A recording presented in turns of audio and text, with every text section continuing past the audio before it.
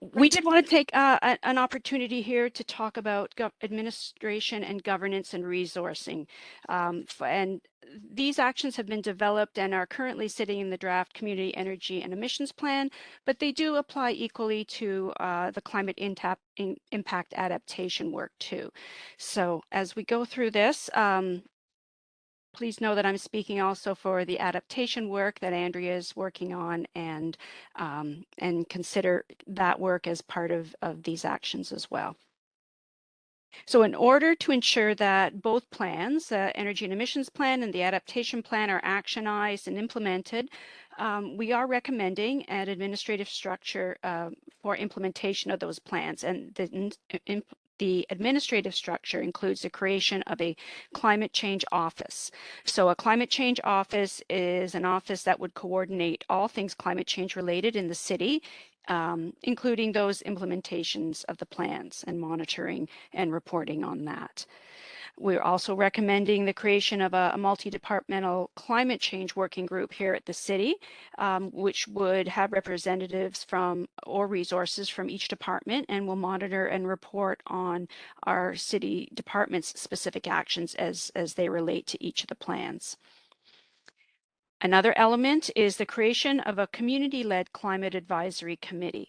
So a community-led climate advisory committee would be an independent body that reviews the city's climate progress and maintains accountability and increases transparency in the implementation of the plans.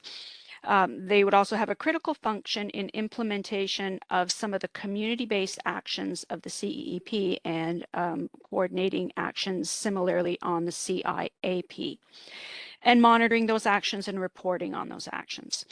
So that advisory committee would report their progress to the proposed climate change office, and with that action and reporting would be incorporated along with the city's actions into an annual climate change report on greenhouse gas reductions and progress on adaptation actions. And there would be key performance indicators that would be reported on through that. So those are the recommendations and ideas around the Community Advisory Committee and the Climate Change Office. With the Community Energy and Emissions Plan, and this can also apply specifically to adaptation actions, we're looking at, in terms of resources, dedicated staffing for that climate change office, and to lead this overall climate change action strategy implementation. Within the city organization, we want to investigate the creation of a carbon accounting framework and a sustainable procurement policy, as well as the use of municipal green bonds. We do have a long-term climate change reserve, but we need to find a sustainable source of funding for that here at the city. And our corporate energy reserve, which exists already, could be expanded. And so we have an action for looking at that.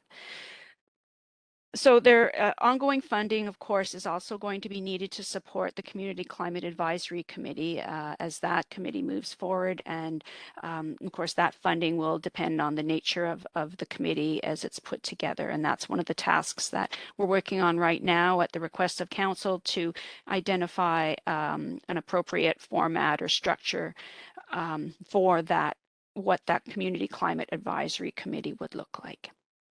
So that's all I wanted to mention on that. And we do have one more live poll, and I'm just going to, you can read that question. It's the same code. You don't need to re-enter your code, I don't think, but I'm going to have to stop sharing again. So I'll read the question quickly. Oops. Oh, sorry, Sue. That's okay. I will get this up and running, and we'll hop to it.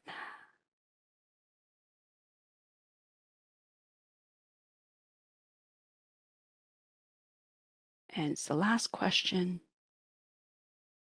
And for those that can't access Menti, I think the question related to what tools, approaches, or ideas did you have for the Climate Change Office, or for activities that could unfold that would make this really workable? Okay. Where's our... And there it is there. Great. So what tools, approaches, activities should a central climate office use to help us all implement the climate change strategy? So if you're able to, take a minute and put in your ideas into the Menti. And if you're not, you can certainly put them into the Q&A and I will read them out.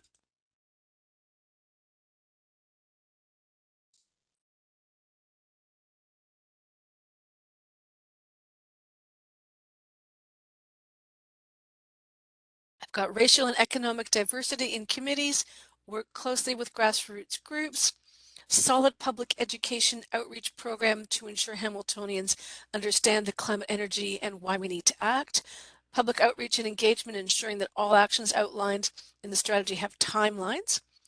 We need to senior leadership responsible for all of this work with enough staff and budget to make it happen. We need very bold actions to convince residents that you are serious. Full department with a general manager that is part of the senior management team, actively promoting and expanding urban and rural transit, preferably fully electric, a massive, meaningful, useful public awareness campaign, heavy community engagement through grassroots groups. The office should have senior level staff with strong influence over city staff, need detailed milestones to track progress, public outreach and engagement, we've got that, heavy community engagement through grassroots groups, climate lens seamlessly integrated into corporate decisions. The office should have senior level staff, again, that was noted, actively promoting and expanding transit was noted, ensuring that there is an arsenal, a senior bureaucrat as chair, good support from industry and financial, meeting regularly with department heads, detailed milestones, and I think the one at the bottom is creating new bylaws to increase industrial businesses' climate impacts, centering voices and people, and a systems approach and a well-funded team are all things that you have noted. Lots of terrific comments and ideas there. I'm just going to check the Q&A to see what else may have come from others who weren't able to get into the Menti poll. So keeping the public informed, ensuring that there are appropriately qualified staff, having a strong, passionate director of the climate office, liaising with the school board for school presentations, having high-level management and adequate skilled staff, remove Enbridge from the process and stop the support of RNGs, which is extremely energy, it may have been cut off there, regularly meeting with department heads, as other key ideas. So some really very helpful ideas put forward here with respect to tools, approaches, and activities. So thank you so much for that. Again, these will all be noted in the feedback report and will be able to be considered by staff. And someone writes, be open to the community and do your best to avoid being defensive.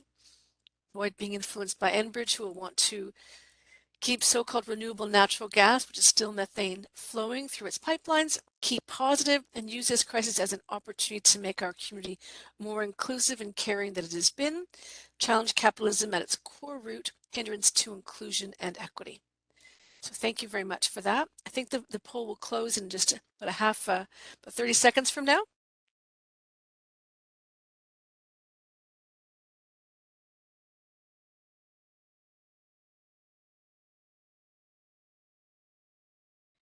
Free public transit, major financial commitment to implementation, focus on climate justice, ensuring that youth are effectively engaged, facilitating their empowerment where climate action is concerned, looking at working through an environmental justice framework with grassroots groups, establishing clear targets, enough staff and funding to monitor, maybe a regular 2 to 3 times a year progress report and community feedback opportunities with clear directions, carrot and stick approaches, city councilors who work for the environment and are held accountable, ensure that the community consultation includes BIPOC, people of color, sufficient budget to get the job done. Yes, and the comment was cut off, so I apologize for that. Having natural liquefied gas is actually a very dangerous fossil fuel.